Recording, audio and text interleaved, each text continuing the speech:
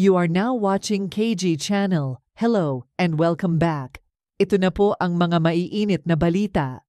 Pinag-uusapan at trending sa social media ang baguhang aktor at sparkle artist na si Sandro Mulak. Si Sandro ay ang panganay na anak ng aktor at dating child wonder na si Nino Mulak. Pinag-usapan online ang viral blind item tungkol sa baguhang aktor na tinangka umanong halayin ng dalawang powerful gay ng isang TV network.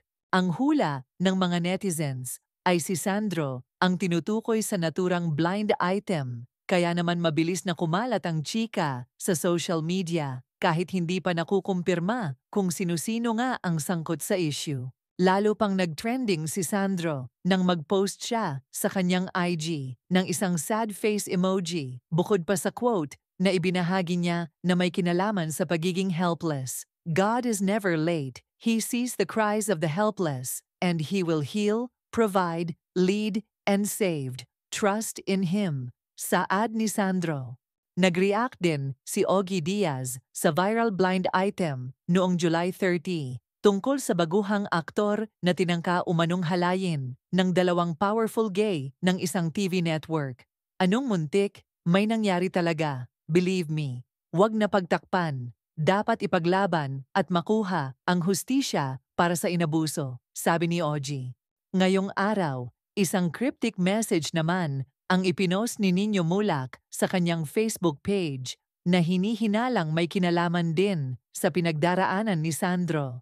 Ang nakasulat sa FB status ni Nino ay, "Inumpisahan nyo, tatapusin ko."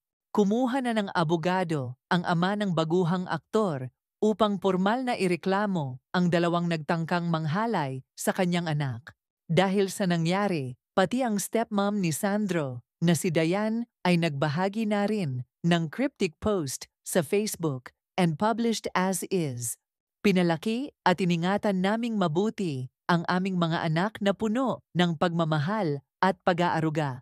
Tapos wawalang hiyain lang ng mga kung sino-sinong tao na nilamon ng kademonyohan sa katawan para magawa yang ganong klaseng kababuyan.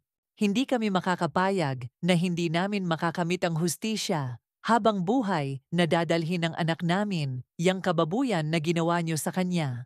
Wala kaming pakialam kung sino kayo o kung sino ang poprotekta sa inyo." Saad ni Dayan.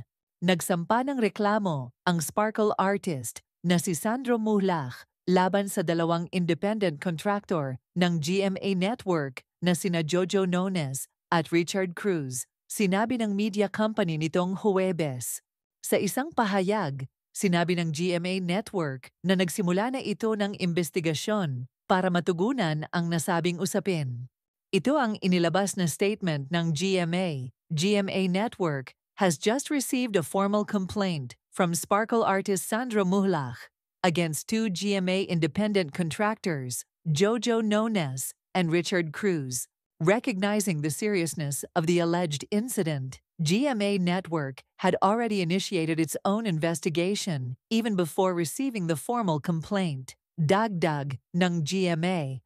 Respecting Sandro's request for confidentiality, the investigating body will withhold all details of the formal investigation until its conclusion. The network assures the public and all stakeholders of its commitment to conducting this investigation with the highest standards of fairness and impartiality. Saad ng GMA Network. Tiniyak ng network sa publiko na magsasagawa sila ng investigasyon na may highest standards of fairness and impartiality. Ang mga ulat na kumakalat sa online ay nagsasabing si Sandro, ang anak ng aktor-negosyante na si Nino Mulak, ay di umano'y sexual na hinaras ng dalawang lalaki sa GMA Gala 2024 na ginanap sa Marriott Hotel sa Pasay City noong Hulyo.